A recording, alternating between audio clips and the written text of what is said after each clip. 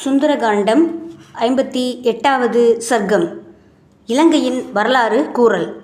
ஆனந்தமடைந்த ஜாம்பவான் சீதையை கண்ட விருத்தாந்தத்தை சொல்லும்படி ஹனுமாரை கேட்டார். தாங்கள் அன்னை சீதையை எங்கு கண்டீர்? சீதை எப்படி உள்ளார்? ராவணன் அவரிடம் எப்படி நடந்து கொண்டான்? இந்த விவரங்களை கூறுங்கள். பிறகு மேற்கொண்டு செய்ய வேண்டியது பற்றி சிந்திப்போம். ஸ்ரீராமரிடம் சொல்ல வேண்டியன எவை என எங்களுக்கு சொல்லுங்கள். இரகசியமாக தவிர்க்க வேண்டியன எவை என்பது பற்றியும் சொல்லுங்கள் என இவ்வாறு ஜாம்பவானால் கேட்கப்பட்ட ஹனுமார் சீதையை நமஸ்கரித்து வானரங்களை பார்த்து இவ்வாறு சொன்னார். நான் மகேந்திர பர்வதத்தின் உச்சியிலிருந்து விண்ணில் பாய்ந்து சென்றபோது இடையூறு ஒன்று ஏற்பட்டது. ஒரு மலை எதிர்பட்டது. அதனை பிளந்துவிட எண்ணி அதன் உச்சியை வாளினால் அடிக்க அது வெடித்து சிதறியது. அப்போது அந்த மலை நான் மைனாகம் என்ற மலை, உமது தந்தை வாயுவின் தோழன், இறக்கைகளோடு இருந்த பர்வதங்களின் கொடிய செயல்களால் மக்கள் துன்புற்றது கண்டு இந்திரன் அவற்றின் சிறகுகளை தன் வஜ்ராயுதத்தால் சோதித்தான். நான் அப்போது தங்கள் பிதாவான வாயு தேவனால் கடலில் தள்ளப்பட்டு பிழைத்து கடலில் வசித்து வருகிறேன். நானும் ராமருக்கு உதவ கடமைப்பட்டவன் என்று சொன்னது. பின்னர் நான் என் காரியத்தை பற்றி சொல்லி விடைபெற்றேன். நடுவில் நாகமாதா என்னை பார்த்து, ஓ வானர சிரேஷ்டனே, தேவர்களால் நீ எனக்கு குணமாக படைக்கப்பட்டுள்ளாய், உன்னை இப்போது சாப்பிடப் போகிறேன் என்று சொன்னது. அவளுக்கும் நமஸ்கரித்து இவ்வாறு சொன்னேன். தாயே, தசரத புத்திரன் ஸ்ரீராமர் தன் இளவல் லட்சுமணனோடும் மனைவி சீதையோடும் தண்டகவனம் வந்தான். சீதையை துஷ்ட ராவணன் கவர்ந்து சென்றான். அவளை தேடிச் செல்கிறேன். சீதையை கண்டு ராமனிடம் சேர்ப்பித்து பின் உனக்கு உணவாவேன், இது சத்தியம் என்று கூறி புறப்பட்டேன். பிறகு சுரசை என்னை கடந்து யாரும் செல்ல முடியாது என்று சொல்ல நான் என்னை வளர்த்து கொண்டேன். எனக்கு ஏற்ப அவளும் வளர்ந்தாள். தன் வாயை பெரிதாக திறந்தாள். உடனே நான் என்னை சிறிதாக்கி கொண்டு பின்னர் அவள் வாயில் புகுந்து நொடியில் வெளியில் வந்தேன். இதனால் வியந்த கரசை தன் சுய வடிவோடு தோன்றி ஸ்ரீராமரோடு சீதையை சேர்த்து வை என்று சொல்லி வாழ்த்திச் சென்றாள். பின்னர் நான் விண்ணில் தொடர்ந்து பயணம் செய்தேன். அப்போது எனது நிழல் பற்றி இழுக்கப்பட்டது. பிறகு கீழே பார்த்தேன். அங்கு நீரில் படுத்திருந்த அரக்கி ஒருவளை கண்டேன். அவள் கர்ஜித்தபடி பேசலானாள். ஓ வானரமே, எங்கு போகிறாய்? வெகு நாட்கள் பட்டினி கிடந்த எனக்கு நீ உணவாவாய் என்றாள். நான் அவள் என்னப்படியே செய்வதாக சொல்லி அவள் வாயினும் பெரிய தேகத்தை எடுத்துக்கொண்டேன். அவள் வாயை அதற்கேற்ப பெரிதாக்கி கொண்டாள்.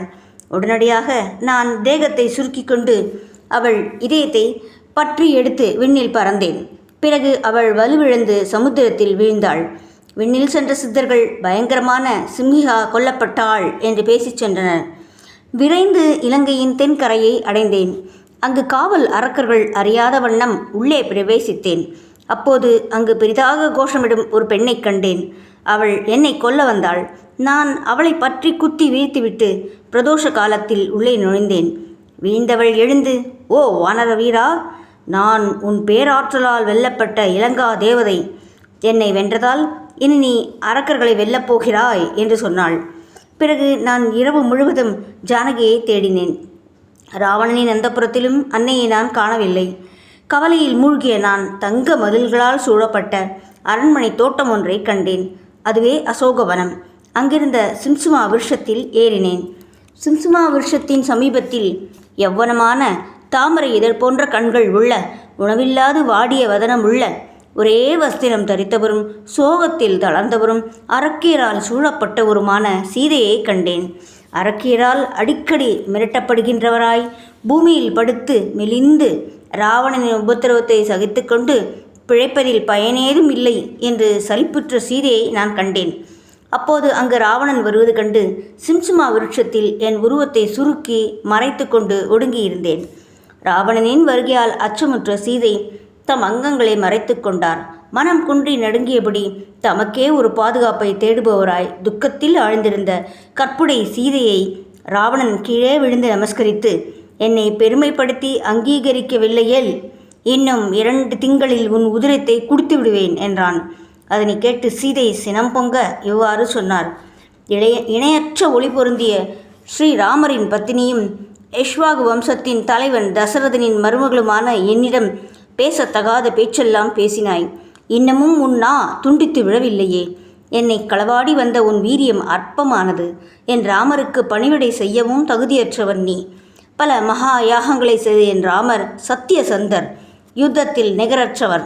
இவ்வாறு பேசிய சீதையின் பேச்சை கேட்டு சினத்தால் கொதித்த ராவணன் சீதையை அடிக்க கை ஓங்கினான். அப்போது ராவணன் மனைவி ஆறில் ஒருத்தியான தானியமாலி அவனை தடுத்து இவ்வாறு சொன்னாள்: பிரபு, தேவ கந்தர்வ யஷ கண்ணீரோடு ரசித்து மகிழுங்கள். சீதையால் உங்களுக்கு ஆக வேண்டியது என்ன?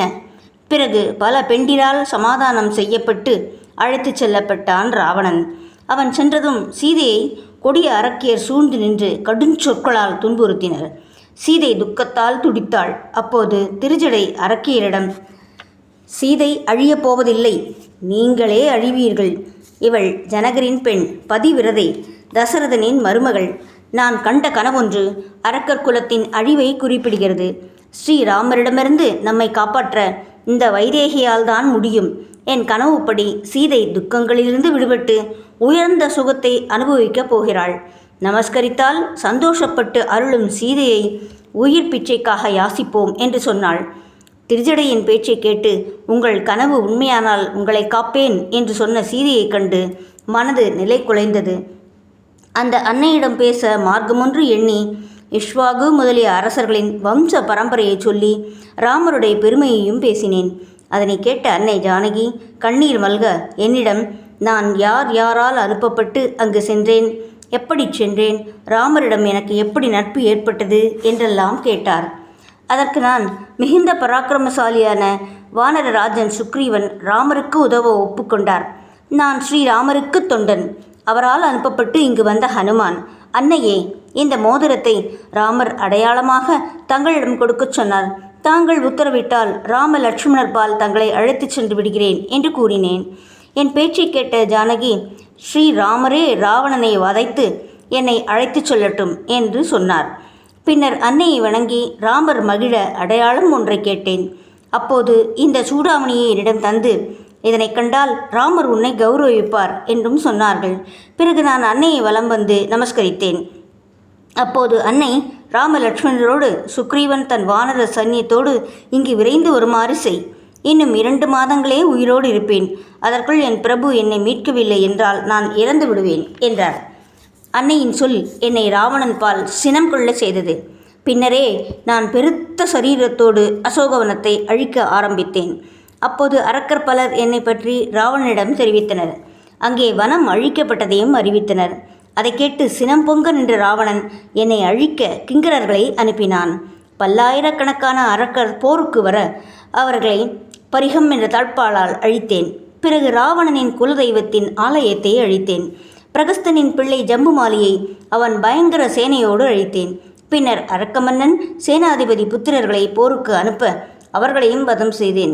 பின்னர் அனுப்பப்பட்ட பஞ்ச சேனாதிபதிகளும் என்னால் கொல்லப்பட்டனர். மிகுந்த பலமுள்ள தன் பிள்ளை அசகுமாரனை ராவணன் அனுப்ப அவன் கரங்களை பற்றி சுற்றி தரையில் அடித்து கொண்டேன். இதனால் மேலும் வெகுண்ட ராவணன் தன் பிள்ளையும் மிகுந்த பராக்கிரமம் உள்ளவனுமான இந்திரஜித்தை போருக்கு அனுப்பினான். போரில் என்னை கட்டுப்படுத்த முடியாத இந்திரஜித் அதை அறிந்து பிரம்மாஸ்திரத்தால் என்னை கட்ட பிற அரக்கர்கள் கயிறுகளால் என்னை கட்டி ராவணனிடம் அழைத்துச் சென்றனர். ராவணன் நான் வந்த காரணத்தை பற்றி கேட்டு அரக்கர்களை கொன்றது ஏன் என வினவினான். சீதையின் பொருட்டே இவ்வாறு செய்தேன் என கூறி, நான் வாயுபுத்திரன், ஹனுமான், ராமதூதன், சுக்ரீவன் மந்திரி, சீதையை தேடி இங்கு வந்தேன் என்று சொன்னேன்.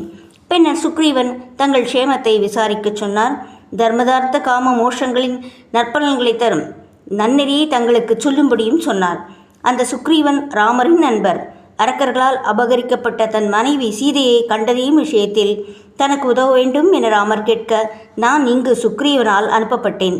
ராமருக்கு உதவவே தங்களிடம் நான் வந்தேன். சீதையை ராமரிடம் ஒப்படைத்து விடுங்கள்.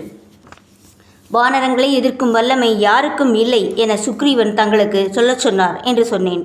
என் பேச்சை கேட்டு சினந்த ராவணன் என்னை கொல்ல ஆணையிட்டான்.